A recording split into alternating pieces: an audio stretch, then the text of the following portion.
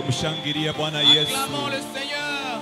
Anastahili Il sifa. est digne de notre louange. Anastahili heshima. Il est digne de nos respects. Anastahili utukufu Il est wote. digne de recevoir toute la We give you gloire. Nous te praise. bénissons, Seigneur. We give you Nous te bénissons, Seigneur. praise. We love you, T'aimons, Lord. Seigneur. We worship you. T'adorons. Come and Viens et reign règne. by your Spirit, Par Lord. ton esprit, By your Seigneur. mighty Par power. ta puissance. Cause your name to be glorified Laisse que ton tonight. nom soit Oh, glorifié. hallelujah. Alléluia. Destiny changer. De lui qui change les Come and change destinées. your destiny Viens et today. change nos destinées aujourd'hui. Miracle Le worker. Dieu des miracles. Come and do a miracle Viens et fais un tonight. miracle ce We soir. worship you. Nous t'adorons. We love you, Nous Lord. t'aimons, Jésus. Yeah. Oh, We nous te praise bénissons, you. Seigneur. We praise you, Lord. Nous te bénissons, We Jésus. praise you, Lord. Nous te bénissons. We give you glory and Nous honor te rendons in la gloire advance et l'honneur d'avance for all that you are doing pour tout ce que tu fais and for all that you're going to et do. tout ce que tu feras. We surrender to Nous you. nous abandonnons à toi. Come glorify your name. Viens et glorifie ton nom. In Jesus' Au name. nom de Jésus. Amen. Amen. Amen. We Amen. praise you, Lord.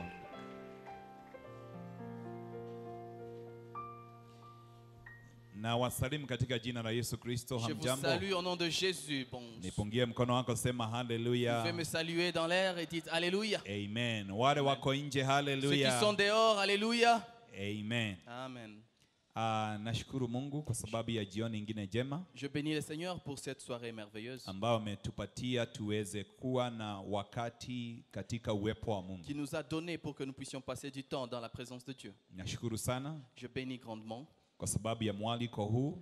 Dieu à cause de cette invitation. Asante sana Reverend Eston, Merci beaucoup, Révérend Pastor Aston, Rosette, Pasteur Rosette, viongozi wote tous les dirigeants de na l'Église kanisa kwa jumla. et l'Église en général. Nashukuru sana. Je dis merci. Tumekuja na mke wangu Nous sommes venus avec Madame na watumishi wa Mungu, et aussi les serviteurs de Dieu, Pastor Joshua na Pastor Chris. Pasteur Joshua et Pasteur Chris, Wasimame tu wote qui watupungie puissent juste mkono. s'élever et nous saluer. Amen. Asanteni. Merci.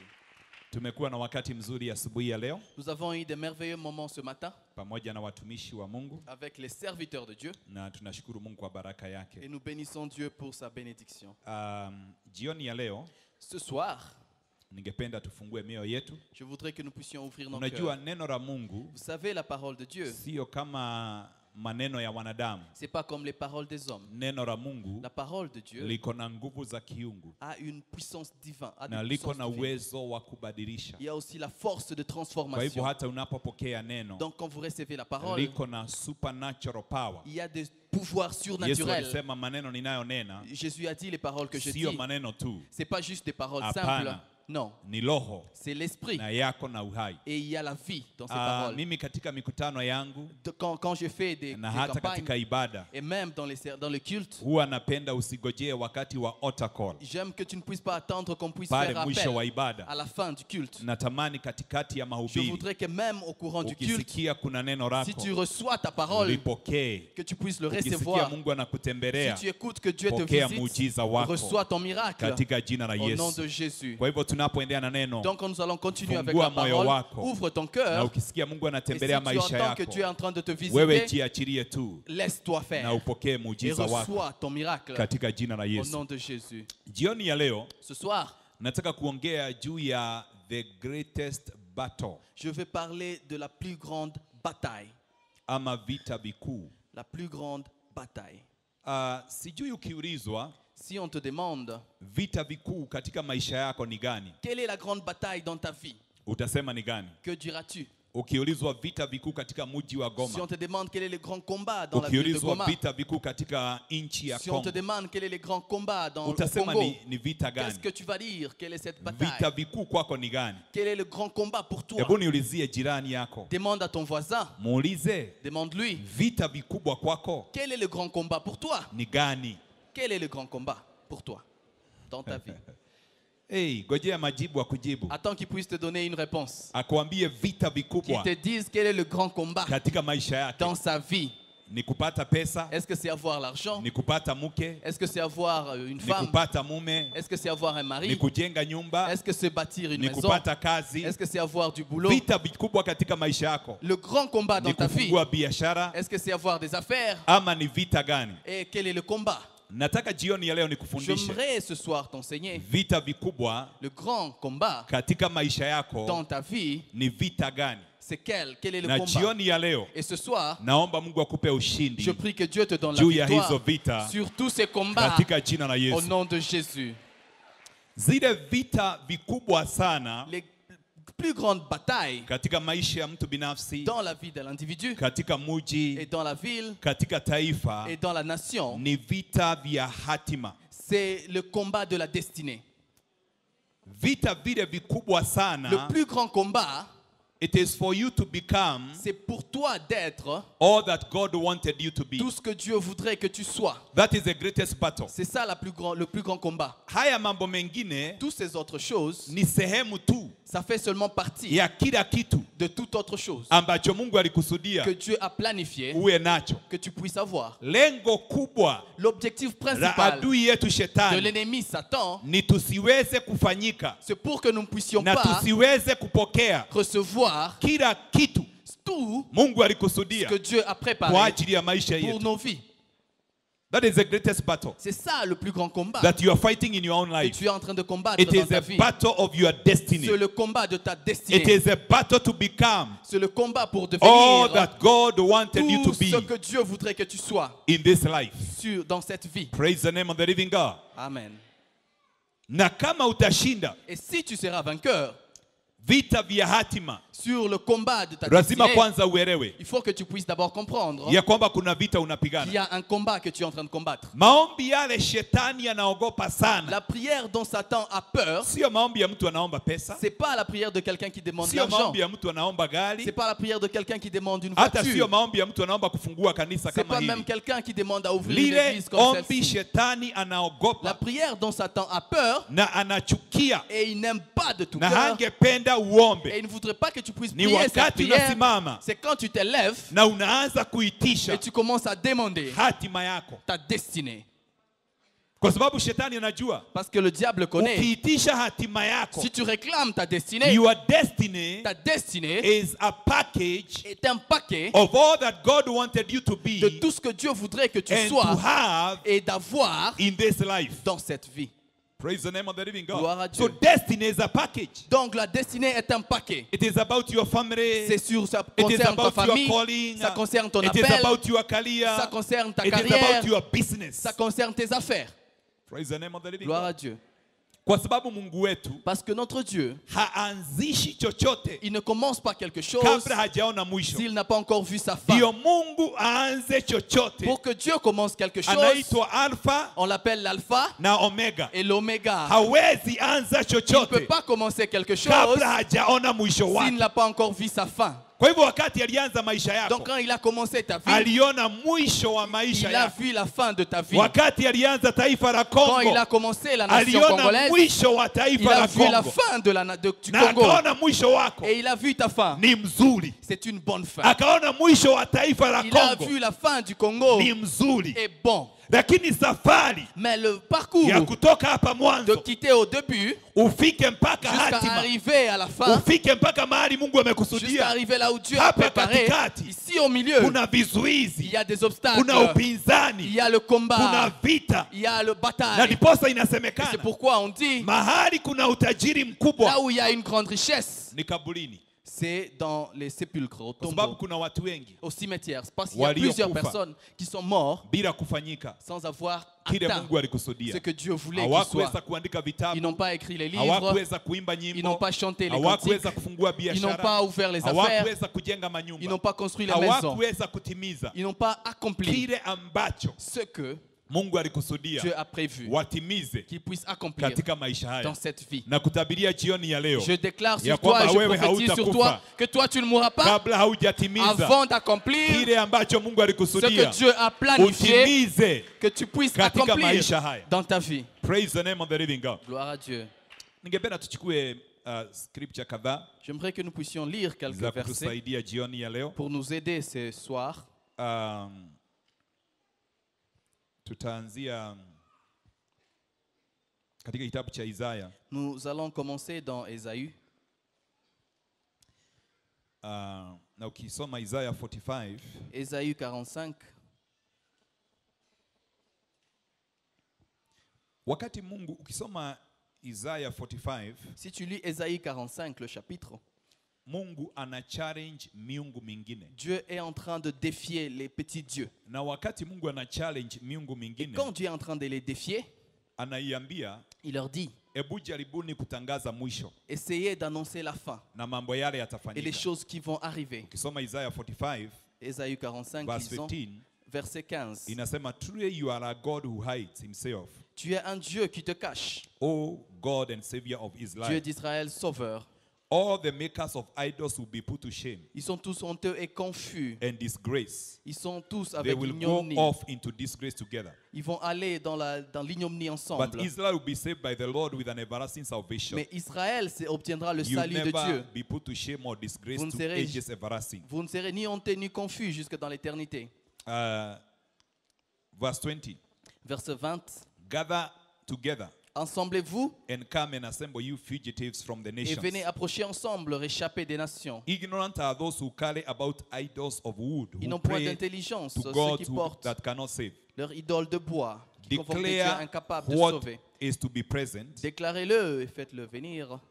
Declare what is to be, Déclarez-le, present it, ce qui doit être let them présenté, take counsel together. qui prédisent des Who choses qui commencent. foretold this long ago? N'est-ce pas moi l'Éternel, il n'y a point Who d'autre. declared it from the distant past? Qui a prédit ces choses dès les commencements? Was it not I, the Lord? N'est-ce pas moi l'Éternel? And there is no God apart from Et il n'y me. a point d'autre Dieu que A moi. righteous God and a Savior, Je there suis le is seul none but Dieu me. juste et qui sauve. Praise the name of the living God. Amen. Ukisoma utaona ya kwamba Si tu lis, tu vas voir. Mungu anasema mimi ndiye nilitangaza Dieu est dire, c'est moi qui ai annoncé mambo haya que yote toutes ces choses, kutoka mwanzo. à partir du commencement.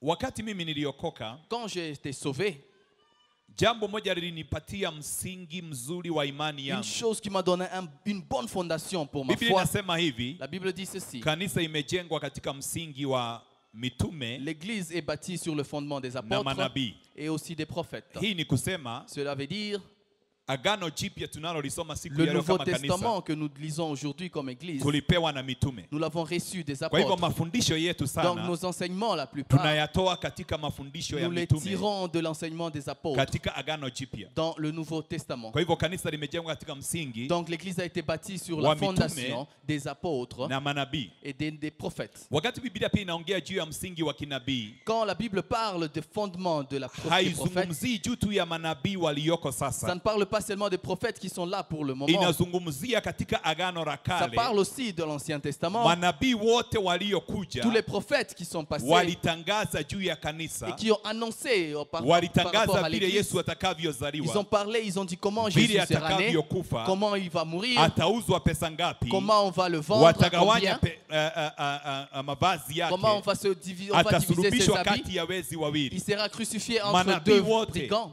Tous les prophètes waliokuja qui sont venus kuanzia Musa à partir de Moïse mpaka Maraki jusqu'à Malachie, wote walitangaza. tous ont Kwa annoncé. hivyo wakati Yesu Donc alipokuja, quand Jésus est arrivé, ukisoma kitabu kama cha Mathayo, si tu lis en Matthieu, Mathayo anasema Matthieu dit ceci, ilifanyika hivi ça a été ili ainsi itimie pour que ça soit yale accompli yaliyoandikwa na nabii. ce qui a été écrit par les prophètes.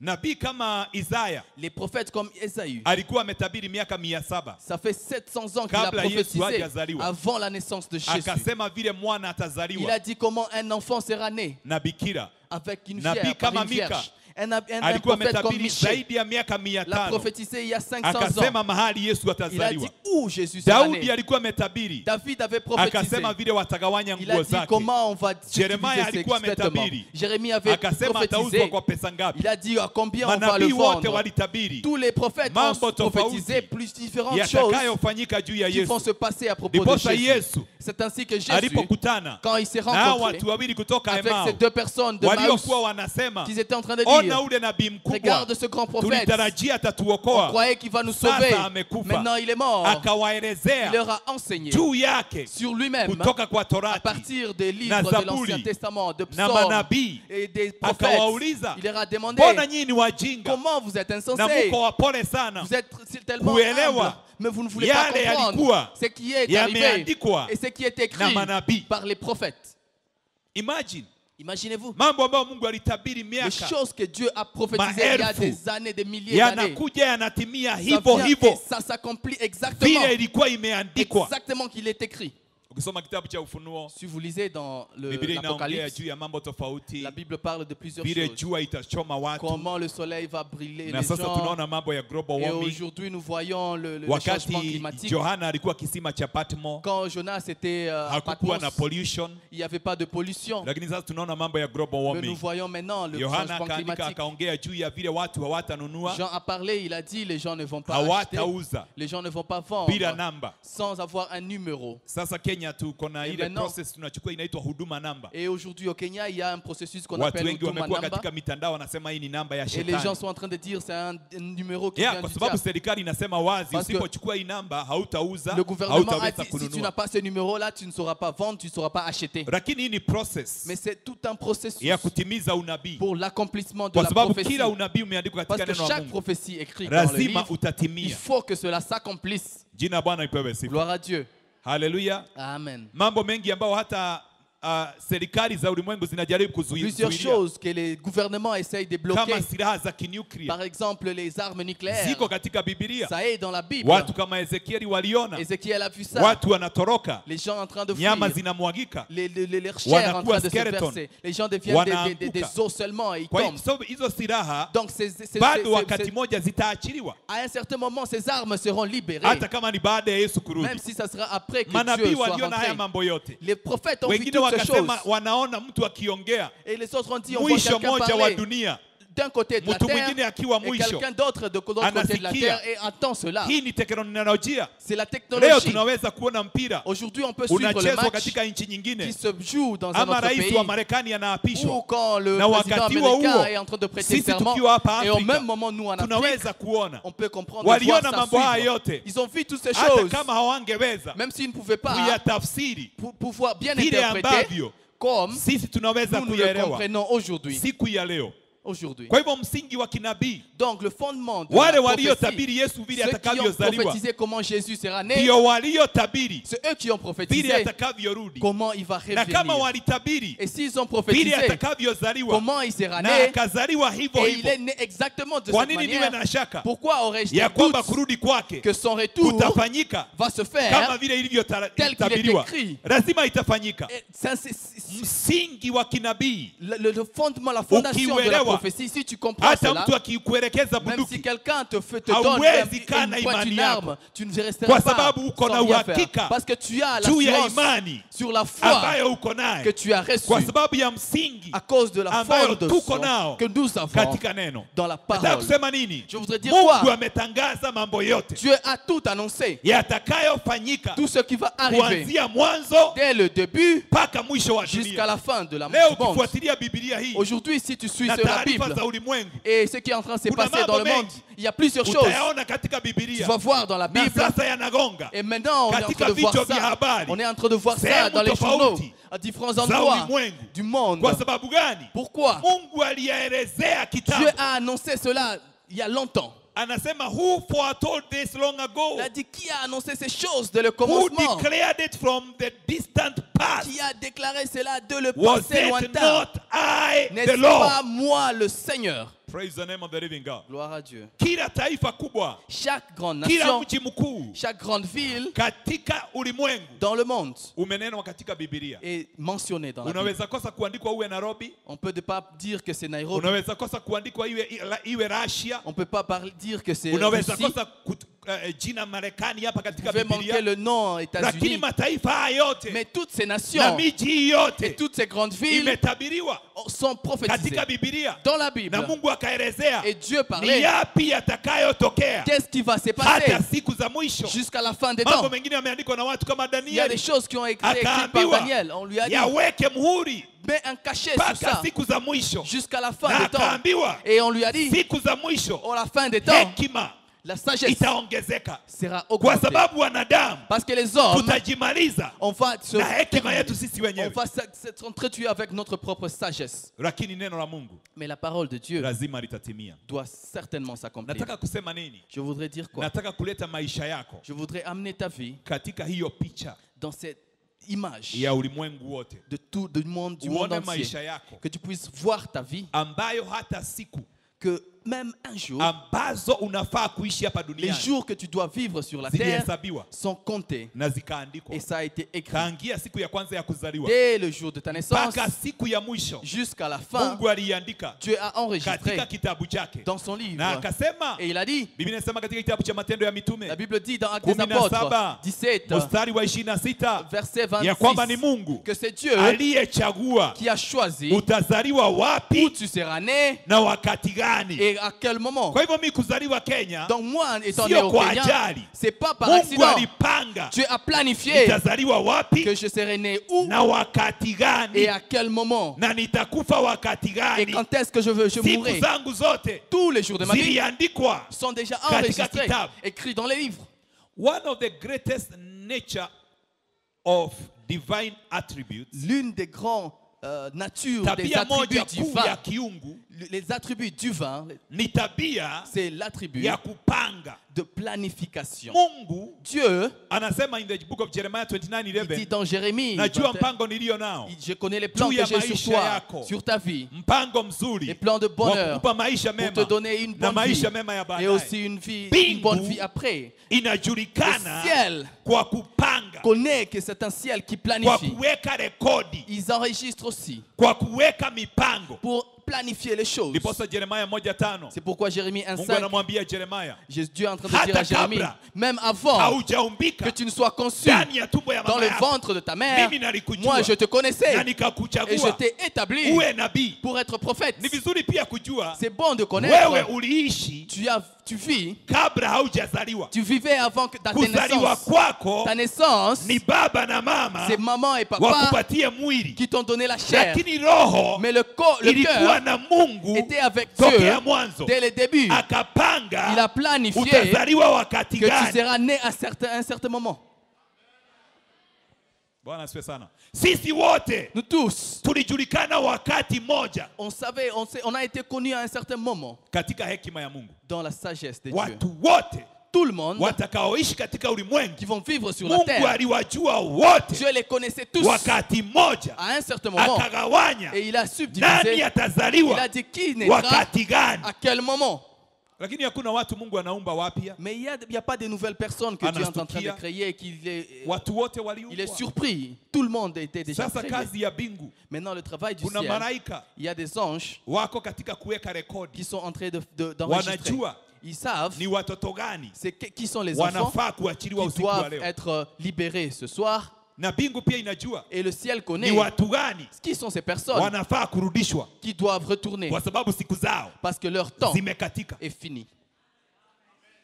Praise the name of the living God. Gloire So à Dieu. ukiona mtu amekufa ghafla, Donc si tu vois quelqu'un qui est mort ni subitement, malaika wamesema, c'est na les huyu anges qui karibu ont dit, asahaulike, oh, on voulait oublier ce monsieur. na alikuwa arudi leo. Et c'était son jour aujourd'hui. Unasema alikufa ghafla, Vous dites il est mort subitement, lakini mais wakati wake umefika son temps était na arrivé lazima arudi. et il fallait qu'il rentre. Lakini pia lazima tuelewe, Mais il faut que nous puissions katika comprendre, mpango wa Mungu, dans le plan de Dieu, shetani le diable na mapepo et les na démons ufalme wa et giza, la force des ténèbres, kazi yao leur ni travail, kupigana c'est na combattre mpango wa Mungu. avec le plan de Dieu. Kwa hivyo Donc, sio kila kifo c'est pas chaque mort kinatokana na Mungu. qui vient de Dieu. Kuna premature death, Il y a des morts prématurées.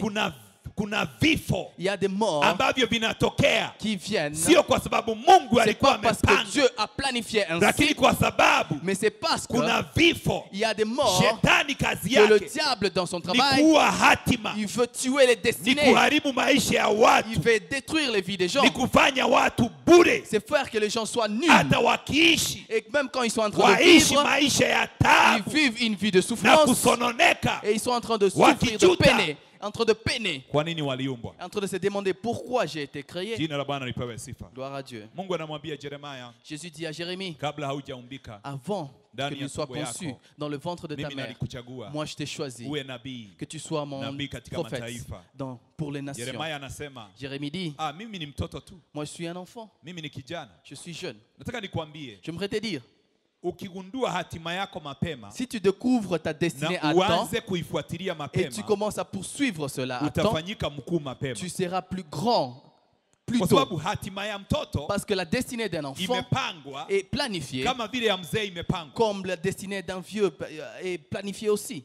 Hii ndio ilifanya watu kama Daudi, Ce qui a fait que les gens comme David, Mungu anawachukua wakiwa Dieu vijana, les prend quand ils sont encore jeunes, anawatilia mafuta il les oint na anasema utakuwa et il dit mfalme tu seras roi wa Israeli yote d'Israël na utakuwa na jina et kubwa tu auras un grand nom kama yale majina makubwa comme les grands noms ya wafalme wa dunia. des grands Baba rois du monde. akiangalia, Quand le père regarde, hata hesabu Daudi il ne compte pas David. akiwa malishoni, Quand il était là en train Kwa de sababu paître les anaona huyu ni troupeaux, mtoto tu. parce qu'il voit celui-là Lakini c'est un Mungu petit. anasema, Mais Dieu dit, huyu ndiye ako na mbegu c'est celui-ci qui a ya la kifalme sémence de la katika royauté jamii hii. dans cette famille. Hawa wengine Les autres là, hata ukiwaona ni wakubwa même si tu vois, ils sont na grands, ni warefu, ils sont géants, hawana mbegu, ils n'ont pas la ya sémence kifalme. de la Lakini royauté. huyu Mais celui-ci, anabeba il porte mbegu ya la kifalme. sémence de la royauté. Na ningependa ujue, Je voudrais que tu comprennes. shetani hapigani Le diable ne se bat na pas kufaulu kwako. avec ton succès. Ukiona shetani anapigana na wewe Si tu vois que le diable te combat, wakati umefaulu, quand tu as du succès, amechelewa. il est déjà en retard. Shetani anaanza kupiga maisha ya mtu, Le diable Sio commence kwa à sababu combattre ta vie, amefaulu. pas parce que tu as réussi, anapigana na il wewe te combat akiona kile umebeba. en regardant ce que tu portes. Kazi kubwa ya ufalme wa Le grand shetani travail du royaume ni des ténèbres, kusoma c'est de na regarder kutambua et de essayer de nyota za comprendre watu, les étoiles des gens, kujua nani atakuwa mkubwa. comprendre qui sera grand. Hii ndio ilifanya C'est ce qui a fait Yesu alipozaliwa que quand Jésus était né, wakaona nyota ils ont yake, vu son étoile. wakasema hiyo ni nyota Ils ya ont dit ça kifalme. c'est une étoile de Wakati royauté. Herode alisikia Quand Hérode a kuna appris cela, mfalme il y a alizaliwa, un roi qui est né. akasema Il a dit, ako wapi ni où muone, est ce roi que je le lakini vois? alitaka kumuua. Mais il voulait le tuer. Wakati Yesu hakuambiwa Yesu mahali hapo, On ne lui a pas dit où Jésus akasema était. watoto wote Il a dit vijana qu'on puisse chini ya miaka miwili tous les enfants, wauawe. moins de 2 ans, Kwa sababu tuez-les. gani? Pourquoi? Kuna mmoja Parce qu'il y amezaliwa a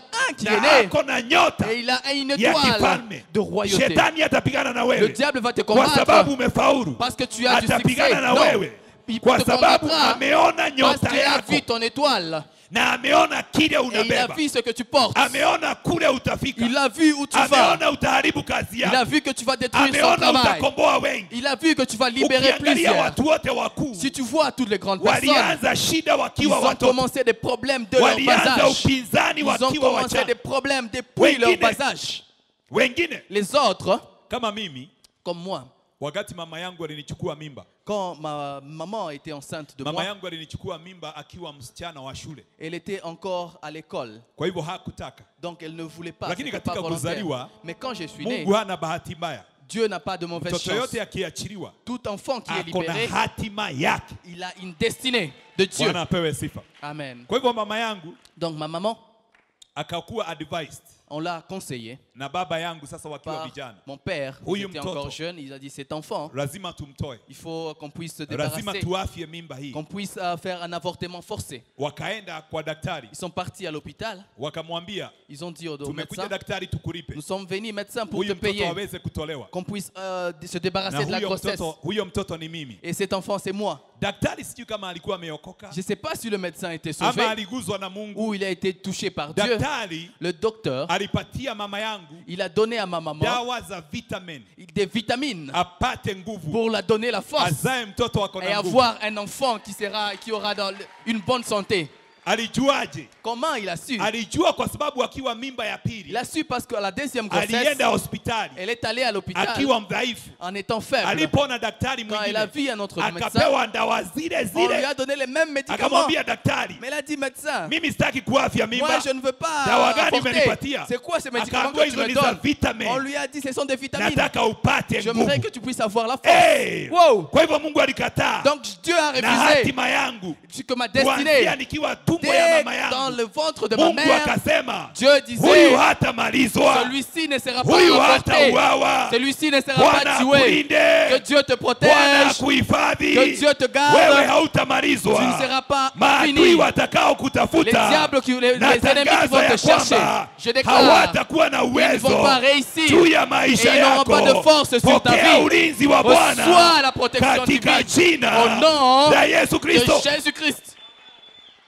Kwa nini walitaka kumuua Yusufu? Pourquoi ils ont voulu tuer Joseph? Kwa sababu ya ndoto. À cause d'un rêve. Waliona huyu mtoto ni Ils ont mdogo, vu ce petit-là, lakini ndiye atatutawala, mais c'est lui qui va nous ndiye diriger. atakuwa mkubwa wetu. C'est lui qui sera le Wacha grand. tumuue. Non, tuons-le. Kwa nini Daudi alikuwa anataka kuuawa? Pourquoi David Alikuwa devait être anataka tué? kuuawa On cherchait à kwa tuer sababu David ya ile à hatima cause de la destinée alikuwa amebeba. qu'il portait. Saul akawa na wivu, Saul était jaloux. akataka kumuua Il Daudi, voulait tuer David. sio kwa sababu Daudi ni mtu Pas mkubwa, parce que David était lakini grand, kwa sababu ya kile mais à anabeba. cause de ce que David Wengine portait. hamjui hapa ya kwamba Les autres, vous ne savez vita pas umepitia, que les combats que vous traversez, upinzani umepitia, les combats que vous ni kwa sababu traversez, ya hatima c'est à cause de la destinée unayoibeba. que tu portes. Wengine hamjui ya kwamba Vous ne connaissez pas vita Kongo que imepitia. le combat du Kongo Congo, inajulikana il y a plusieurs guerres, on hata connaît na le Congo, mataifa yote dans les ya ulimwengu, nations partout au monde, ya on kwamba connaît. utajiri mkubwa Il y a une duniani grande richesse au uko monde katika nchi qui ya se cache Kongo. dans le Congo. Kwa hivyo ukiona vita Donc si tu Kongo, vois les guerres au ukiona Congo, upinzani si tu Kongo, vois ni l'opposition kwa au sababu Congo, Kongo c'est parce que le iko na Congo utajiri a une wa richesse kusaidia qui Afrika, peut aider wa l'Afrique, kusaidia mataifa ya qui peut ulimwengu. aider les nations du Na kwa hivyo monde. Kongo Ainsi le Congo inapitia vita, est combattu inapitia upinzani et passe par des kwa sababu ya oppositions kile à inabeba. cause de ce que le Congo porte.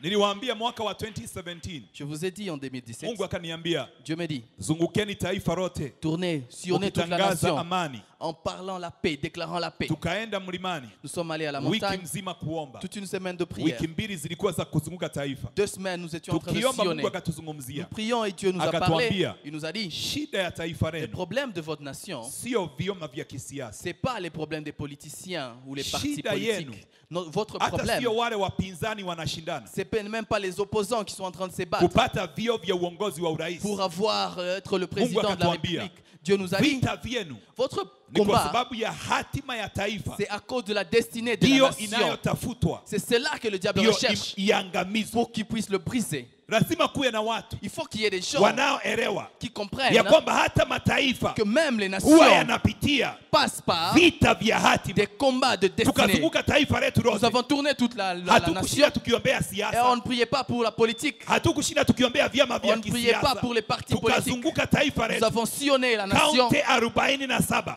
47 districts, tukatangaza et nous étions en ya train kwamba d'annoncer hatima que la ya destinée taifa letu de notre nation haitaharibiwa. ne sera pas détruite. Bwana apewe sifa. Gloire à Dieu. Na hakika Mungu Et akatusaidia. réellement, Dieu nous Baada a ya aidés. uchaguzi kulikuwa na mambo Après mengi, les élections, il y a lakini eu baadaye beaucoup de viongozi choses. wetu Mais après, nos dirigeants, wakasalimiana. ils se sont Kumbe hawakuwa na shida. salués. Ils n'avaient pas de problème. Kumbe shida haikuwa vyama Le vyao. problème, ce n'était pas les partis Kumbe ni politiques. shetani wakati C'est le mwingine diable à un certain moment anapitia qui viongozi passait par les ili dirigeants hatima ya pour que taifa la destinée de la ikaweze nation kuharibiwa. soit détruite. Lakini kanisa likisimama Mais si l'église se lève, na liinue que mikono l'église lève les kama mains, vile Musa aliinua comme mikono, Moïse levait les mains, taifa et litakombolewa. la nation sera sauvée. Tuwatangazia Nous Kongo, annonçons au Congo, haya ni majira yako. voici ta saison, Pokea Congo. wokovu wako, Reçois ton salut, pokea Congo. ushindi wako. Reçois ta victoire, Congo. Hatima ya Kongo La destinée du Congo lazima ifunguliwe. doit être Si libérée. Mungu ainue Que waombezi, Dieu élève si Mungu des ainue gens de prière. watumishi Que Dieu élève des ambao serviteurs watalilia qui vont pleurer hatima ya pour la Kongo destinée du Congo. ikaweze Pour que la destinée du Congo kukombolewa. puisse être libérée. Jina la Bwana lipewe sifa. Gloire à Dieu. Nimekwambia naongea juu ya vita vikuu. Je dis, je parle des grands combats. Usipotezwe Ne sois pas na kuona perdu. mambo ya siasa kidogo En pale, regardant un peu de politique là-bas, usipotezwe ne sois pas perdu. na kuona uko na mahitaji En kidogo regardant katika que tu maisha as des yako. petits besoins dans ta vie, Nataka nikwambie unaweza je voudrais te kufocus dire, tu peux être focalisé kuombea hatima yako. pour prier pour Daudi ta katika destinée. Zaburi ya 57 Dans Psaume 57, alikuwa amesongwa na maadui wake, David avait plusieurs ennemis. alikuwa amejificha katika ngome Il était caché dans un trou kwa sababu alikuwa anatafutwa kuuawa. parce qu'on cherchait à le tuer. Lakini Daudi katika Zaburi 57 Mais dans Psaume 57, mstari wa pili deuxième verset, akasema, I cry out to God most high, il dit, aie pitié de moi. Je crie au Dieu très haut. Verset 3 en God français. who fulfills his purpose for me. Au Dieu qui agit en ma faveur. Daudi akasema, David a dit, I cry je crie to God most high, au Dieu très haut. to God Au Dieu who fulfills qui agit his purpose for me. en ma faveur. Daudi alijua David ya connaissait kwamba hata kama niko katika ngome, que même si je suis dans une hata grotte kama quelque part, ninatafutwa niuawe, même si on cherche à me tuer, wewe Mungu toi Dieu, ulinitilia mafuta tu m'as oint niwe mfalme que je sois roi wa Israeli. d'Israël. Daudi hakusema Mungu nipatie chakula kwa David ngome. n'a pas dit, Seigneur, donne-moi la nourriture pour Daudi manger. hakusema Mungu nakuomba Il n'a pas dit, Seigneur, je te Nilinde. prie, garde-moi, niondoke mahali hapa protège-moi que je quitte cet endroit nikiwa salama. en étant sain et sauf. Daudi alimwambia Mungu, David a dit à Dieu, nataka kitu moja, je voudrais une chose, hatima yangu. ma destinée. Nataka kitu moja, Je demande une chose, nitimizie kusudi que je puisse accomplir lililofanya ce que je veux, ukaniumba. ce qui a fait que tu Ukanieta hapa puisses me duniani. créer, que cela puisse Nataka arriver. nikwambie, Je voudrais te dire, hilo ni ombi kubwa c'est une sana, très grande prière. na mtu ambaye Et la personne anaweza kuomba hilo qui ombi peut prier ni ainsi, mtu aliye na hekima ya c'est juu quelqu'un sana qui a une grande ya sagesse, kiroho, sagesse kwa sababu spirituelle. hata Mungu Parce que même Dieu, ukimtajia kusudi si tu lui parles de sa volonté et son plan, unamprovoke, tu le provoques.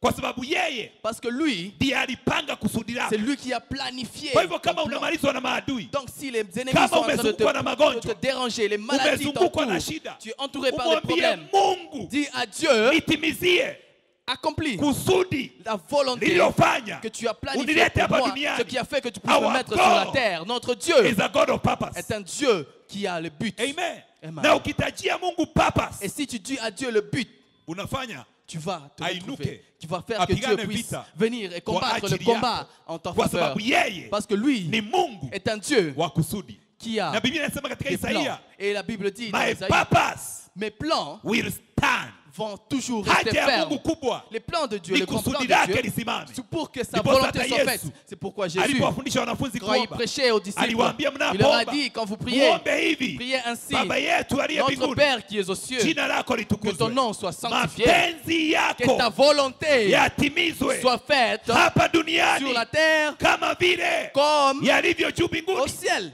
Kwa hivyo ni kumaanisha ya kwamba Cela veut dire kuna mapenzi ya il y Bwana a la volonté de ambayo Dieu yameandikika qui a déjà Kule planifié juu mbinguni. là au ciel. na yale maombi Et makubwa par ces grandes ni prières, kuachilia c'est pour hayo libérer mapenzi ya cette Bwana volonté de Dieu, yafanyike que cela soit fait hapa duniani. sur la terre. Mapenzi ya Bwana yafanyike juu ya Que maisha la yako volonté de Dieu s'accomplisse dans jioni ta ya vie. leo Ce soir, katika jina la Yesu au nom de Kristo. Jésus, Pokea makusudi ya Mungu reçois la volonté kwa de ajili Dieu, ya le maisha plan de yako. Dieu sur ta vie. katika jina la Yesu Au nom Kristo. de Jésus-Christ. Haleluya. Amen. Mimi mwenyewe Moi-même, I'm very passionate about destiny. je suis vraiment passionné par la destinée. Mungu amenifundisha mambo mengi kuhusu Dieu destiny m'a enseigné beaucoup de choses à propos de la destinée. na nimekuwa nikifuatilia destiny ya maisha yangu Et je suis en train de suivre ma destinée. na nimekuwa nikifuatilia destiny ya taifa letu, Et je suis en train de suivre la destinée de ma nation. na Mungu amenifundisha kwamba I should not settle for anything less, Et Dieu m'a appris qu'il ne faut pas accepter moins que ce qui est prévu pour kwa moi. sababu the devil we are dealing with, Parce he que is le a diable, bargainer. c'est quelqu'un qui essaye de faire un peu de discussion. Wangapi wanajua kubagaini ukienda kununua Vous kitu? savez, quand on fait les discussions, quand on veut acheter quelque chose, Ama hapa Kongo ou on mbagaini? ne fait pas les discussions, we do it. Si huwa mna bagaini? On fait des discussions avant d'acheter. Kama ulikuwa Négociation. unauziwa hii maua dola 10 Si on voulait yote, vendre la fleur à 10 $, baadaye unanunua dola 3. et puis vous achetez à 3 $ finalement. Shetani naye huo bagaini. Le diable aussi fait des discussions comme ça. Alikuwa na bagaini na Musa. Il était en train de discuter avec Moïse. Musa anasema, Quand Moïse disait, tunataka sisi kwenda nous voulons na partir watoto wetu avec nos na enfants, wake zetu avec nos na femmes, mifugo yetu. avec nos bétails. Farao anasema, Et Pharaon dit, nimekubali, j'accepte, lakini mais muabudu hapa Misri. adorez ici en Égypte. Hiyo ni bagaini. Ça, c'est essayer Ya de kwamba discuter msiende. pour dire ne partez pas. Kwa hivyo ni kumaanisha Cela veut dire, kama wangekubali S'ils pouvaient accepter, wangeabudia Mungu, ils pouvaient adorer Dieu. lakini Misri. Mais en Na Égypte. siku ya leo kuna watu wengi Et aujourd'hui, il y a plusieurs wanaabudu Mungu, qui adorent Dieu, lakini wanaishi maisha ya kidunia. mais ils vivent la vie du monde. Na shetani ni bagaina. Et le diable Anaweza est content sema avec ça. sina shida, enda Ici, kanisa, il n'y a pas de problème, va à l'église. enda ubatizwe. Va, sois baptisé, pas de Kama hiyo problème. ndio unataka. Si c'est ça que tu veux, Lakini vas-y. kaa hapa Misri. Mais reste en Égypte. Mambo ya dunia Les choses du monde, tuendelee kuyafanya. continuons avec ça en Lakini même weenda temps. kanisani. Mais vas-y, va à l'église quand même. Musa akasema hapana. Moïse a dit non. Farao akamwambia, Pharaon lui a basi dit, enendeni wanaume peke yenu, alors que les hommes partent, muniachie wake zenu na laissez les watoto femmes et les enfants derrière, na mifugo. et aussi les bétails. Musa akasema hapana. Moïse a dit non. Farao akamwambia, Pharaon lui a dit, endeni wanaume allez les hommes, wake zenu les femmes na watoto et les enfants, muniachie mifugo. laissez les bétails. Musa akasema Moïse hapana. a dit non. Musa akasema Moïse a dit, tutaenda wanaume nous irons les hommes, wake zetu nos femmes, watoto wetu nos enfants, na mifugo nos yetu, bétails. hatutawacha Nous n'allons pas hata rester ukwato. même iota. Farao kichwa kikaharibika, La tête de Pharaon a akamwambia été fâchée. Musa, Il a dit, Moïse, siku ile utaniona le jour que tu me verras, utakufa. tu seras mort. Mbona unataka kwenda na kila Comment kitu? tu veux partir avec tout? Hautaki kuniachia Tu ne veux rien me laisser. hata uokoke vizuri, Même si tu es bien lakini sauvé, uniachie pesa, mais laisse-moi l'argent. uniachie mifugo. Laisse-moi les bétails. Shetani anataka uokoke vizuri, Le diable peut vouloir que tu kama sois bien vile sauvé, nilisema jana, comme j'ai dit hier. lakini mambo ya pesa Mais les choses d'argent, les wachana choses naye. financières, laisse Wenda ça. kanisa bila Toi, viatu, va à l'église sans les wenda kanisa na vêtements. matambara. Toi, va à l'église. Mambo ya des pesa miettes. wachana naye. Les choses de Lakini Musa richesse, laisse akasema, tomber. Mais Moïse a I dit, want a full package. je voudrais tout le paquet complet. Praise the name of the living God. Amen. Farao akaghadhabika. Pharaon a Jioni ya leo été fâché. Ce soir, tunamwambia shetani, nous disons au I diable, want my destiny je veux ma in the destinée. mighty name of Au Jesus. nom de Jésus, Kila kitu chaque chose ambacho Mungu alinipangia, que Dieu a prévu pour moi, watoto, les enfants, mke, la femme, utajiri, la richesse, huduma, le ministère, vipawa, les dons, upako, l'onction, neema, la kila grâce, kitu chaque chose Mungu que Dieu alinipangia, a planifié pour moi, ninaitisha sasa je le demande, je le katika jina la réclame Yesu. au nom de I Jésus. demand Je le réclame. my destiny, Ma destinée. in the name Au nom of Jesus. de Jésus. Praise the name of the living God. Gloire à Dieu. That is the greatest prayer C'est la plus grande prière you can ever pray que tu peux prier for your life. pour ta vie. And the devil Et le diable is in a mission est en mission to make sure pour se rassurer that you not fulfill your que destiny. tu ne vas pas accomplir ta destinée. Wakati mmoja nilikuwa naombea watu À un certain moment, je priais pour certaines kwa personnes madhabahu à l'hôtel. na kukawa na huu msichana mmoja Et il y a eu cette fille ambaye mapepo yakajimanifest, où il y a eu des démonstrations des démons. na wakati mapepo Et yalijimanifest, quand cela s'est manifesté, yule msichana cette fille, mapepo yakanizungumzia, les démons ont commencé à parler. yakasema Ils ont dit ceci. huyu msichana Cette fille, afadhali tukuachilie watu 200 au moins qu'on puisse libérer 200 autres Lakini personnes. huyu Mais celle-ci, tusimwache, qu'on ne puisse pas la laisser. kwa sababu huyu Parce que tunajua celle-ci, nous savons. tukimwacha Si nous la libérons, tunajua kile nous atafanya. savons ce qu'elle va faire. Afadhali Au tuachilie moins que nous puissions watu laisser 200 200 autres Lakini personnes. huyu Mais celle-ci, tusimwache. que nous ne puissions pas la laisser. Shetani ameona nyota yake, Le diable avait vu son étoile. ameona kazi Il atafanya, a vu le travail qu'elle devrait ameona faire. atakuwa msaada kwa Il watu a vu wengi. qu'elle sera une aide Sasa pour plusieurs. afadhali aachilie watu wengine Alors, wa il vaut kawaida, mieux à laisser les autres 200. personnes normales, 200 Lakini autres huyu, personnes, mais celle-ci, asiachiliwe.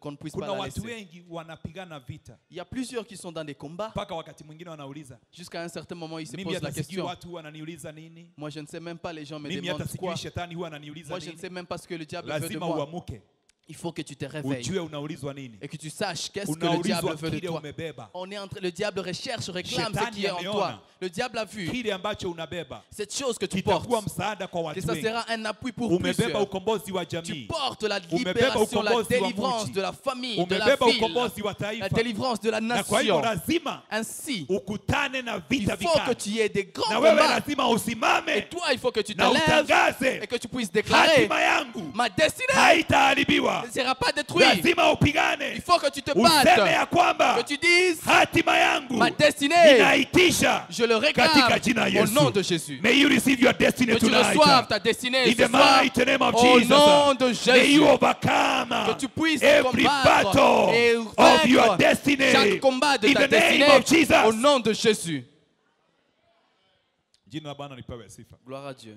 Shetani Le diable, kazi yake ni moja. Son travail, c'est ceci. Angetaka kuwafanya watu bure, Il aimerait que les gens soient nuls, jamii bure, que la famille soit nulle, miji bure, les villes nulles, rien. mataifa bure. Les nations, Hiyo rien. ndio kazi yake. C'est ça son travail. Ukisoma Marko 5 Si tu lis dans Marc 5, kuanzia mstari wa kwanza, à partir du premier kuna mtu verset, mmoja alikuwa anakaa makaburini, il y a quelqu'un qui était Alikuwa dans anakaa les uchi. cimetières, nu, anachukua mawe, prenait les anakata pierres anakata mwili et wake. il se blesse le corps. Wakati Yesu alikuja, Quand Jésus est yule arrivé, mtu, cette personne, ujue Yesu alipokuwa baharini, vous savez, quand Jésus était sur la mer, kulikuwa na vita il vikali, y avait des grands combats. karibu waweze Il kugharikishwa kule voulait se baharini, noyer dans la mer. kwa sababu yale mapepo yalikuwa Parce que yanaona les démons voyaient Yesu anakuja kuleta que ukombozi. Jésus est en train d'amener la délivrance. Alipofika, Quand il est arrivé, yale mapepo hayakuwa na budi, les démons n'ont pas eu yakapiga magoti, rien à faire, ils se sont yakaanza agenouillés. kumwambia Yesu, Ils ont commencé à dire à wewe Jésus, usitutese, toi ne nous fais pas souffrir, wewe monsieur. tunakujua Nous te connaissons. na wewe pia Et unatujua. toi aussi tu nous connais. Hawa watu hawatuelewi, Les autres ici ne comprennent pas. wamejaribu kutufunga na minyororo. Ils ont essayé de nous Tunakata fermer avec des minyororo. chaînes. On a brisé cela. Baadaye Après, Yesu akakomboa ule mtu, Jésus a délivré la personne. alikubalia Il a accepté yale mapepo yaingie kwa que les nguruwe. démons puissent Kwa entrer dans sababu les jambo cochons. moja Yesu alikuja Parce qu'une kutufunulia chose que Jésus est venu nous katika révéler Agano Jipya dans le Nouveau ni Testament, kutufundisha c'est de nous ya enseigner kwamba kuna nguvu qu'il y a des forces ambazo tunapigana nazo, que nous combattons. na hizo nguvu Et ces forces-là, ametupatia mamlaka. il nous a donné le Hiyo pouvoir ndio sur ces kazi forces. Yesu. C'est ça Ndio notre ndio travail. ilifanya akubalie nguruwe C'est ce ziangamie. qui a fait qu'il accepte que les cochons Ndio puissent tuone être nguvu hii perdus. imetoka ndani ya Que huyu nous mtu. voyons que la force a quitté cette Ikiingia kwa personne. nguruwe Quand pia ça entre dans les cochons-là, zinaharibu maisha yake. leur vie est détruite. Baada ya ule mtu Mais après que cette personne kuwa sawa, soit bien guérie, Akamwambia libérée, Yesu, il a dit à Jésus, nitakufuata. je vais te suivre. Yesu akamwambia hapana, Jésus lui a dit non, nenda ukashuhudie va témoigner. vile Mungu enda ukashuhudia watu wako Va témoigner à ton vile peuple Mungu ce amekufanyia. que Dieu a fait Biblia pour inasema ya toi. kwamba La Bible dit, yule mtu akaenda cette personne est katika partie miji ya Dekapoli. dans la nation Décapoli, de Nécapole. Inamaanisha miji Ça veut kumi. dire 10 villes, 10 cités, Miji kumi. 10 villes. Tazama sasa, Regarde maintenant. mtu ambaye alikuwa anakaa uchi Quelqu'un qui était nu, wa mnyama complètement nu, anajikata na il mawe, se blesse avec des pierres, lakini alikuwa na uwezo mais il avait la wa capacité kufikia miji kumi. d'aller dans 10 villes. Lakini shetani Mais le diable alikuwa amemfanya bure, le faisait rien nul. hata akai kwa nyumba, Et il n'est même pas à la hata maison. avai Il ne mavazi. porte même pas de vêtements. Na hiyo ndio kazi kubwa ya Et shetani. c'est ça le travail du Kuna diable. vijana amewafanya bure, Il y a des jeunes qu'il a rendus kuna wazee nuls. amewafanya Il bure, y a de vieux qu'il a rendus kuna hata nuls. wahubiri Il y a même des prédicateurs wangefanya kazi qui kubwa ya pouvaient Mungu, faire des grands travaux lakini pour Dieu. amefaulu Mais il a réussi kuwafanya bure, à leur faire nul. kwa sababu complètement. kazi ya shetani Parce que le travail du ni diable, kufanya watu c'est de bure, faire que les gens soient kufanya nuls. miji Que bure. les nations, les villes Kufanya soient nulles. mataifa yawe Que les bure. nations soient nulles. Kazi ya shetani Le travail du diable, is to reduce you c'est de te diminuer to nothing. pour que tu sois nul. That is Rien. the mission C'est ça la mission of the enemy. de l'ennemi. But the mission of Jesus Mais la mission de Dieu, is to Jésus, make you great c'est pour te rendre grand and to help you et t'aider to become à être all that God wanted you to be. tout ce que Dieu a That is prévu why He pour toi. paid your debt C'est pourquoi il a payé in ton the prix cross of Calvary. à la croix de He Golgotha. redeemed you Il t'a by sauvé, his il t'a blood. délivré par son sang that you may be pour restored que tu sois and restauré recover et que tu puisses your retrouver destiny ta destinée in Jesus' name. au nom de Jésus. So when you are praying Donc quand tu pries and when you are fighting, et quand tu es en train de combattre, you have to il refuse faut que tu refuses to become useless. d'être nul. Lazima uambie Il shetani, faut dire au diable, hautanifanya tu ne bure. me feras pas un vaurien. Kama wewe ni msichana uko hapa, Si tu es une fille, tu es ici. shetani anataka akufanye Le bure. diable veut que tu sois une vaurien. Kama wewe ni kijana uko Si tu es hapa, un jeune ici, mimi kuna vijana walikuwa rafiki zangu, il y a des jeunes qui étaient mes amis. tulitembea na wao, Nous avons marché leo ensemble. wamezikwa. Aujourd'hui, ils sont morts, ils Wengine sont hata enterrés. niliwatamani Il y a les autres kwa que sababu j'ai nilikuwa ninaona désirés kama wako na uwezo parce que je mkubwa, voyais qu'ils ont une plus grande lakini puissance. walifanywa bure. Mais ils ont été rendus Wengine sasa vauriens. wako kaburini, Aujourd'hui, ils sont wengine kwa enterrés. ukimwi, Les autres sont dans les sida. wengine kwa pombe, Les autres sont dans la wengine kwa ivrognerie. madawa ya Les kulevya, autres sont dans les drogues. wamemalizwa, Ils ont été sio kwa rendus sababu hawako na vauriens. hatima, Pas parce qu'ils n'avaient pas de lakini destinée, hawakujielewa, mais ils ne se sont pas na compris. kwa sababu Et parce qu'ils n'ont hawakujielewa, pas compris, hawakukimbilia ils ne Yesu, sont pas allés vers Jésus. wakamalizwa. Et ils ont été rendus. Hey! Wow! Nakataa Je kumalizwa, refuse d'être rendu nakataa vaurien. kufanywa Je bure. refuse d'être Katika rendu jina la vaurien. Yesu Kristo. Au nom de Jésus. Nguvu zote za Toute giza force du diable ambazo des hufanya ténèbres watu qui font que bure, les gens soient des vauriens, ninatangaza je déclare, hazina ils n'ont uwezo pas de force juu ya maisha sur yako, ta vie. hazina Ils n'ont pas de uwezo force juu ya hatima yako. sur ta destinée. Pokea neema ya Reçois la Bwana grâce de Dieu ya kuingia pour entrer katika hatima dans yako ta destinée. katika jina la Yesu. Au nom de Jésus. Kuna mambo kadhaa Il y a plusieurs choses. Sitaweza kukava kila kitu, lakini kuna Je mambo ne saurais kadhaa pas tout dire, mais j'aimerais mentionner certains yanaweza kufanyika kwa hatima ya mtu. qui peuvent se passer dans ta destinée. Number one, Premièrement, destiny can be killed. la destinée peut être tuée. Kama vile Farao C'est comme Pharaon, alisema il a dit watoto wote vijana, que les hommes, tous les wakizaliwa, enfants premiers-nés, akaambia tous les wakubwa, garçons, mkiona ni mtoto si kijana. vous voyez que c'est Oua. un homme tué, si c'est un garçon tué, Kwa hivyo shetani huwa hatima. donc le diable peut tuer des destinées. Anaweza kukuua physically, Il peut te tuer physiquement, anaweza kukuua il spiritually. peut te tuer spirituellement. Lakini Mais destinies can be killed. les destinées peuvent être tuées. Praise the name of the living God. Amen. Nasema hatima yako haitauawa J'ai dit que ta destinée ne sera pas tuée katika jina la Yesu. au nom de Jésus. Akishindwa kuua hatima yako, Si il échoue à tuer ta destinies can destinée, be weakened. les destinées peuvent être affaiblies. Inaweza fanywa udhoofishwe. Les destinées peuvent être affaiblies. Ukisoma Hesabu 22, Si tu dis dans les livres de wakati Nombre, Baraka 22, aliwaona wana wa quand Israeli, Barak a vu les enfants d'Israël, alimuita Balaam, il a appelé Balaam. akamwambia Balaam, Il a dit Balaam, njoo unilaanie hawa watu viens et maudis-moi ce peuple ili nione pour que je vois kama utawadhoofisha si tu vas les affaiblir niweze kuwashinda. pour que je puisse les vaincre. Baraka aliona Barak a vu wana wa Israeli que ces enfants wako na d'Israël, hatima kubwa, ils ont une grande destinée. akaita Balaam Il a appelé Balaam awalaani pour les maudire, adhoofishe pour qu'ils puissent les affaiblir, hatima yao. affaiblir leur destinée. Hatima La destinée inaweza kudhoofishwa. peut être affaiblie. There are so many people Il y a plusieurs who are personnes not operating qui ne sont pas en train d'œuvrer according to their potential. selon leur potentiel. They have great potential, Ils ont un grand potentiel, but their potential mais leur potentiel has been weakened. a été affaibli. Maybe they are operating 30%. Peut-être ils sont en train d'œuvrer à 30% de Some people are only capacité. operating with Il y a des 40%. personnes qui sont en train d'opérer avec Of what they 40% carry. de ce qu'ils ont There are portent very en few eux. people Il y a trop peu who operate qui sont en 100% train d'opérer à of the 100% de potential leur potentiel that they carry. qu'ils ont en In the eux. name of Jesus. Au nom de Jésus. Natangaza hatima yako Je déclare que ta destinée haitadhoofishwa. ne sera pas affaiblie. Kataa kudhoofishwa. Refuse d'être affaibli. Natangazia hatima yako. Je déclare à ta Wewe destinée, hautauawa tu ne seras pas tué kabla haujafika avant d'arriver katika mipaka yako. à tes limites. Mungu aliwaambia wana wa Israeli, Dieu a dit aux enfants d'Israël, Mutakaponitumikia, quand vous me servirez, nitawapa hesabu je vais vous donner ya le nombre miaka yenu yote. de toutes vos années. Naomba Mungu Je prie que Dieu akutimizie hesabu. puisse accomplir et te ya donner miaka le yako. nombre de tes années. Hautakufa kabla ya Tu ne wakati mourras wako. pas avant ton temps. Hakuna magonjwa, Il n'y aura pas de maladies. hakuna pepo Il n'y aura pas de démons itakayoweza qui kukuondoa viendront t'ôter katika maisha haya dans ta vie kabla ya wakati wako. avant ton temps. Pokea neema ya Mungu. Reçois cette Kwa grâce hivyo de Dieu. hatima Donc la destinée inaweza kudhoofishwa, peut être affaiblie. pia hatima Aussi la destinée inaweza kubadilishwa. peut être changée. There is what we call demonic exchange of Il destiny. y a ce qu'on appelle un échange démoniaque de destinée.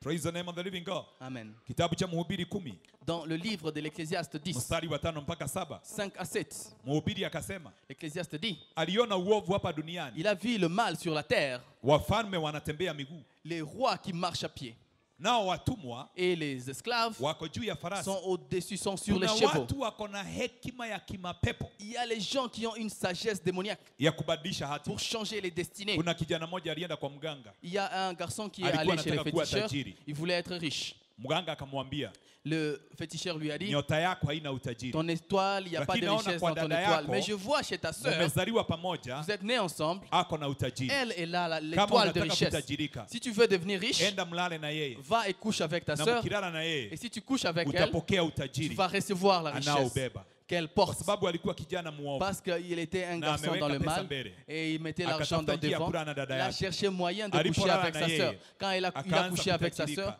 il a commencé à Akaanza devenir riche. kutajirika. Il a commencé à Vile devenir riche. alivyokuwa Et anatajirika, quand il dada yake s'enrichissait, anakuwa mjinga, sa sœur devenait folle. anapoteza mawazo. Elle perdait sa Siku moja, connaissance. Un jour, Yule dada yake la sœur akaenda katika mkutano est allée dans une kama wa conférence, injili une conférence wa siku ya leo. évangélique, comme Mhubiri aujourd'hui. ambaye alimuona Le prédicateur qu'il a vu, akapata neno la ufunuo, il a eu une parole de kwamba huyu connaissance pour dire celle-ci haishi maisha yake. n'est pas en train de vivre sa Haya vie. siyo maishi Mungu C'est alikusudia. pas la vie que Dieu Na a prévue mhubiri pour elle. akatangaza, Et le prédicateur a I cancel déclaré, j'annule every demonic exchange chaque échange démoniaque in your life. sur ta vie. Wakati hilo neno Quand liliachiliwa, le mot a été lâché, ule msichana la akafunguliwa, fille a été lakini libérée. ndugu yake Mais son frère mara moja akafa, est mort directement, kwa immédiatement. sababu yeye pia Parce que lui aussi, hakuwa anatumia maisha il yake n'était pas en alikuwa tant anatumia maisha ya il huyu utilisait la msichana vie de sa ili sœur aweze pour kutajirika. qu'il puisse Kuna s'enrichir. hekima ya kimapepo Il y a une sagesse démoniaque ambayo hubadilishia watu qui fait des échanges, hatima zao.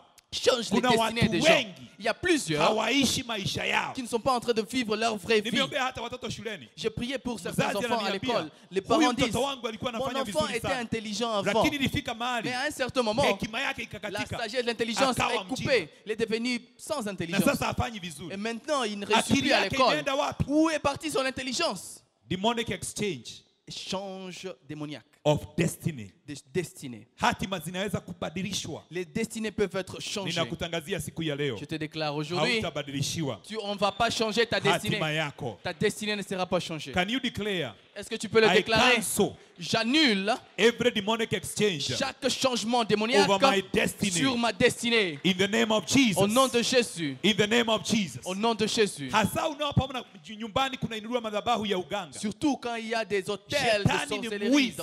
Le diable, c'est na un madhabahu voleur. yote ya Et kishetani quand il y a des hôtels démoniaques, ni ya kuiba. c'est pour Mnaweza voler. iba madhabahu ya kishetani Veut voir connaître les yaibe utajiri hôtels wenu wote. qui viennent voler la Ndiposa richesse. malaika C'est pourquoi les alipomtokea anges, Gideoni, quand l'ange est alimwambia, arrivé à wewe ni Gédéon, shujaa, il a dit tu es vaillant. lakini ushujaa wako uko Mais wapi? où est ta Madhabahu ya force? Baali Les forces, ya baba les zako hôtels de Baal yameiba de ton ushujaa. père ont volé Ya kwamba le vaillant hakuna- en toi.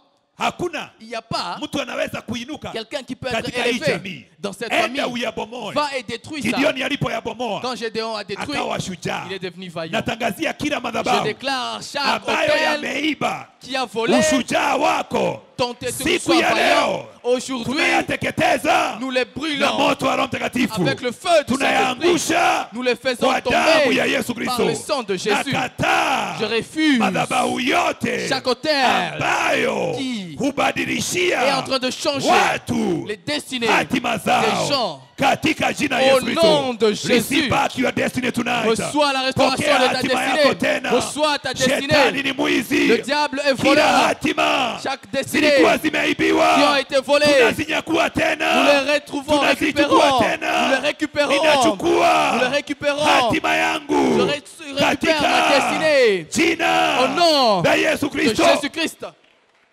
Praise the name of the living God. Gloire à Dieu. Ningetaka kushauri mababa wote. Je voudrais donner conseil Wewe au baba, wewe papa. ni kuhani Toi, papa, tu katika nyumba yako. es le sacrificateur de ta kazi yako maison. kubwa, Et ton grand travail, mtoto yeyote anapozaliwa chaque enfant, quand il est né, unafaa kuwa pale il kwanza, faut être là. unamshika Que tu prennes l'enfant na unamnenea et tu puisses na prononcer des unamwambia paroles. umekuja hapa Et tu duniani, dis, enfant, tu es venu dans ce monde. ninakutangazia Je te déclare, utatimiza tu vas accomplir kusudi la Mungu le plan de juu Dieu ya maisha yako, sur ta vie. na hautawahi badilishiwa Et personne ne va changer hatima yako, ta destinée. na hatima yako Et ta destinée haitaibiwa ne sera pas na volée mtu yeyote par quiconque, na madhabahu par yeyote. quel hôtel que ce soit. Utaishi, Tu vivras, utapata, tu auras, utafanyika tu feras kile Mungu alikusudia ce que Dieu a planifié katika maisha pour yako. ta vie. Kabla mtoto wako Avant que ton enfant hajashikwa na mtu ne mwingine, soit pas touché par shika quelqu'un mtoto d'autre, wako, prends cet enfant, nenea maisha yake, parle, déclare, nenea prophétise hatima yake, sur la destinée bariki de ton enfant. na umtangazie, Bénis et déclare atafanyika que l'enfant, kile Mungu ce alikusudia. que l'enfant sera, ce que Praise Dieu the a name of the planifié living pour God. lui. Hatima pia Aussi, la destinée inaweza kucheleweshwa. peut être retardée. Hatima inaweza kucheleweshwa. La destinée peut être retardée. Ukisoma Genesis 15:13, Si tu lis dans Genèse 15, wana wa Israeli 13, les enfants d'Israël, walikuwa wakae katika nchi ya utumwa miaka 400. ils étaient dans le pays d'esclavage pendant plus. Genesis 15:13, Dans Genèse 15, wana wa Israeli 13, les enfants d'Israël, walikuwa wakae miaka 400 il fallait que 400 ans katika nchi ya ils utumwa. soient dans le pays de l'esclavage. Lakini ukisoma Exodus Mais si tu lis dans Exode 12:40, 12, walikaa miaka 430. ils sont restés là 430 ans. Ukisoma Allez. Danieli 6, Si tu lis dans Daniel 6, wana wa Israeli les enfants d'Israël, walikuwa wakae nchi ya mateka il fallait qu'ils puissent rester dans l'esclavage miaka 70. 70 années. lakini mwaka wa 68 Mais le 70, Danieli 68e alianza année, kuomba, Daniel a commencé à prier. walianza kurudi Ils ont commencé à retourner. hata kabla miaka 70 Même avant les 70 années. haijakwisha kabisa. Que les 70 années puissent So s'écouler. wakati wa Danieli Donc le temps de Daniel, walirudi on time, ils sont revenus à temps. lakini kule Misri Mais en Égypte, walichelewa miaka 30. il y a eu 30 Kwa années de sababu retard. gani? Tofauti ni gani? Quelle est la différence? Danieli alianza kuomba Daniel mapema a commencé à prier à temps. na akasema kwa kuvisoma vitabu Et il a dit en lisant les livres, alielewa il a compris walikuwa wakae miaka 70. qu'il fallait que nous puissions Akaanza rester kuomba mapema. en déportation pendant Lakini 70 kule ans Misri, et il a commencé à prier à temps. Walichelewa Mais en Égypte, ils ont été en miaka retard. 30. 70 ans de retard. Hatima 30 ans de retard. inaweza Les kucheleweshwa. destinées peuvent être Kuna watu retardées. wengi Il y a plusieurs. mahali wako siku Là ya où ils leo sont aujourd'hui, sio mahali wanafaa ce n'est kuwa. pas là qu'ils doivent être. There is a power of Il delay y a une force de retard katika maisha yao, dans leur vie. hawafiki katika Ils wakati n'arrivent pas à temps mahali wanapaswa là où kuwa. ils doivent être. Kuna watu nimeongea na Il wao, y a des personnes avec qui je kila parle. kitu katika maisha yao Chaque chose dans leur vie huwa vient kinacheleweshwa. avec retard. Walichelewa kumaliza Ils masomo, étaient en retard pour finir les walichelewa études. kuolewa, Ils étaient en retard pour se walichelewa marier. kuzaa Ils mtoto. étaient en retard pour Kila avoir des kitu enfants. katika maisha Chaque yao. chose dans leur vie, There is a power il y a un pouvoir, of delay, une puissance de retard, nguvu ya kuchelewesha. une puissance de retard. Jioni ya leo, Ce kila soir, nguvu ya chaque kuchelewesha force de katika retard hatima yako, dans ta hiyo destinée, nguvu cette force, naitangazia je déclare ivunjike.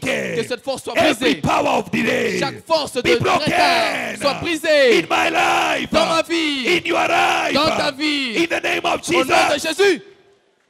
Praise the name of the living God. Gloire à Dieu. There are so many people, Il y a plusieurs personnes. they are not where they are supposed Ils ne to sont be. pas là où ils doivent être. Hata Mungu akiwaangalia Même quand Dieu les anasema voit, huyu il mwanangu dit c'est mon enfant est en amechelewa, retard. hafai kuwa Il pale, ne doit pas être ici. anafaa kuwa amesonga Il fallait mbele, qu'il soit déjà à lakini l'avant. kuna nguvu ya Mais kumvuta il y a une nyuma. force qui les tire en Kila nguvu ya arrière. kukuvuta nyuma Chaque siku force ya qui te leo tire en arrière na aujourd'hui, ivunjike, que cela soit na brisé. ikata kitovu. Je le coupe. Kila nguvu Chaque force ya kukurudisha nyuma qui te tire derrière. inatangaza Je déclare, haitakuwa na ça uwezo. n'aura pas de force. Watu wote Toutes waliocheleweshwa les personnes qui ont été kuingia retardées kwa hatima pour zao rentrer dans leur na destinée, wafungua jioni ya je les leo, libère ce na soir. wafungua jioni ya Je les leo. libère ce soir. Receive the speed anointing. Reçois une Receive the speed nouvelle anointing. onction. Reçois Pokea l'onction neema de vitesse. ya kusonga Reçois la kwa grâce haraka d'aller en vitesse. ukaingie Que tu puisses entrer katika hatima yako. dans ta destinée. Oh my God, Oh mon Dieu. oh my Savior, Oh mon are you sauveur. suffering from delay? Est-ce que tu es en train de May souffrir God des set you retards? free today Que Dieu te libère from aujourd'hui every power de chaque pouvoir of delay de retard. in Jesus' name. Au nom de Jésus. Destinies can be covered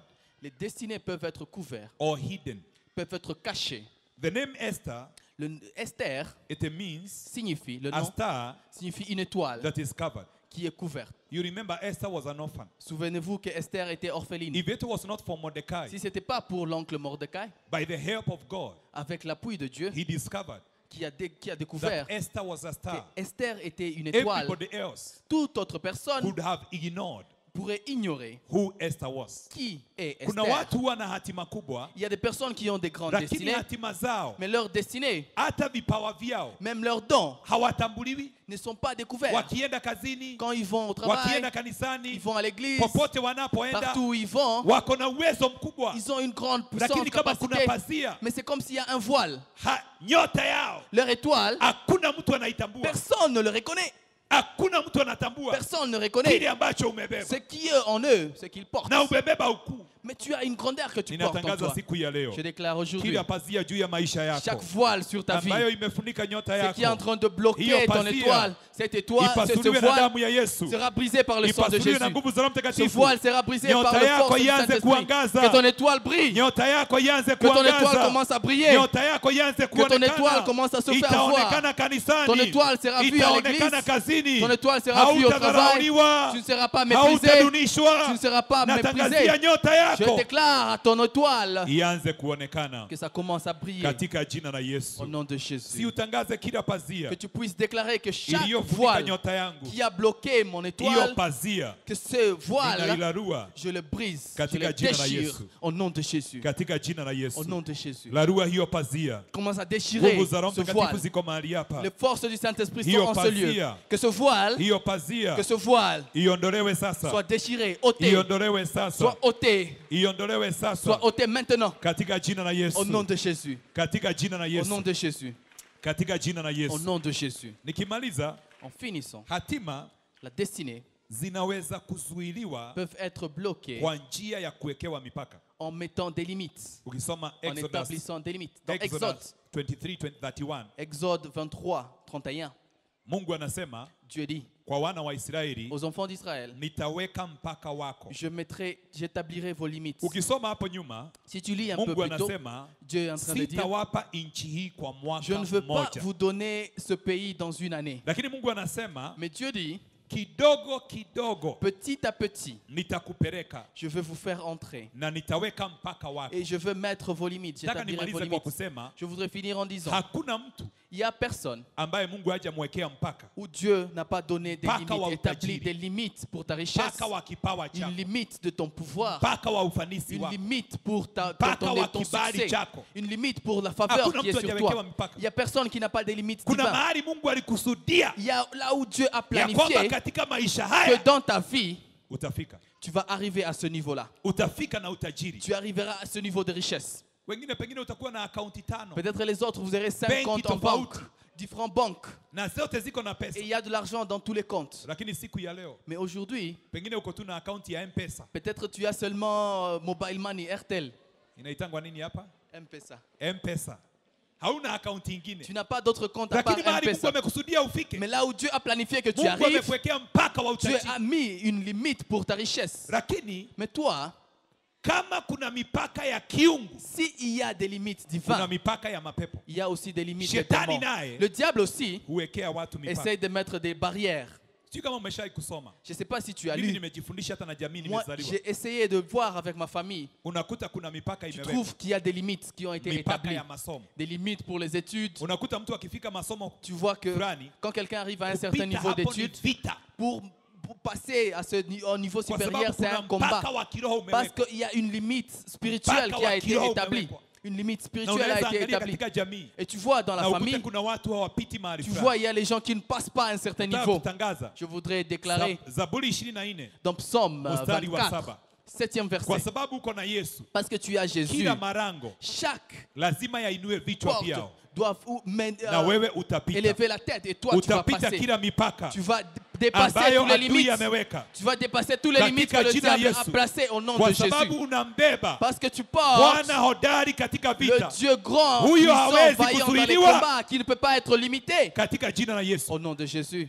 There are demonic boundaries. Il y a des Hata barrières unaweza kuta démoniaques. kanisa katika Tu peux mji trouver même l'église dans une kuna ville. mipaka Il y a des haipiti, limites où l'église ne na dépasse hata pas. wachungaji Et même les wako serviteurs, na historia. ils ont une historique. Hiyo sio mipaka ya Ce Mungu, n'est pas les limites hiyo de ni Dieu. mipaka ya Ce shetani. sont les limites du diable. Tukiamua Si tu décides, tunaweza pigana on vita peut combattre na tukaondoa et nous allons ôter mipaka ya les adui limites du na diable tukafikia et nous allons arriver mipaka ya aux kiungu. limites que Dieu Pokea a prévues neema pour nous. siku ya leo. Reçois cette grâce Wewe aujourd'hui. utafikia Tu vas arriver mpaka wa à la kiungu, limite du kila mipaka divine. ya shetani Chaque limite du ambayo diable amechora, qu'il a mis devant kila toi, mipaka ya adui chaque limite que l'ennemi ambayo ameweka, placée devant toi, twaiharibu na nous les damu, détruisons par le twaiharibu sang. na nguvu za Roho Nous les Mtakatifu, détruisons par la force du twaondoa Saint-Esprit. mipaka yote Nous ôtons chaque ya obstacle, kimapepo chaque na barrière des tunatangaza démons et nous déclarons tutafika que tu vas katika hatima yetu. arriver à ta destinée. Daudi akasema, David a dit, ni Mungu c'est Dieu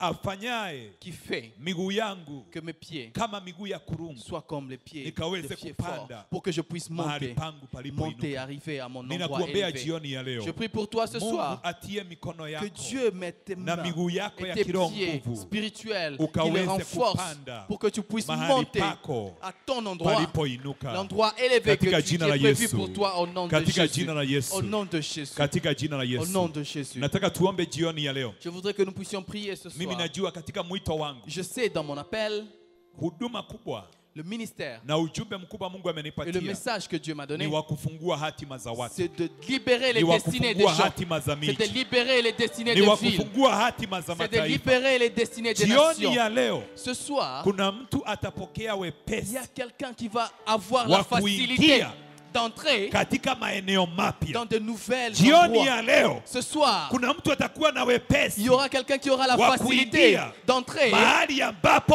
là où umeng'ang'ana tu t'es kwa battu miaka fort mingi, plusieurs kwa années. muda mrefu. Beaucoup de temps est Jioni ya passé. leo Aujourd'hui, ce soir, utapata wepesi tu auras la kule facilité. umeng'ang'ana, Là où tu t'es combattu, kule tu t'es battu, umezuiliwa. tu as été Jioni bloqué. ya leo Ce soir, na kutangazia je déclare wepesi wa la kiungu. facilité spirituelle de Dieu est divine. Natangazia Je déclare the Ark of the Covenant Church, que l'église hii Arche de l'Alliance, huduma ce kuanzia ministère, siku ya leo à partir de ce soir, naitangazia je wepesi, déclare la facilité, wepesi la facilité wa kuingia d'entrer na wa kufika et d'arriver katika mipaka dans les yenu. limites Pokeeni divines. huo wepesi. Recevez cette facilité. Oh my God. Oh mon Dieu. Kuna watu Mungu atapigania vita. Il y a les gens pour qui Dieu va combattre. Kuna watu Mungu atapatia wepesi. Il y a les gens qui vont rester.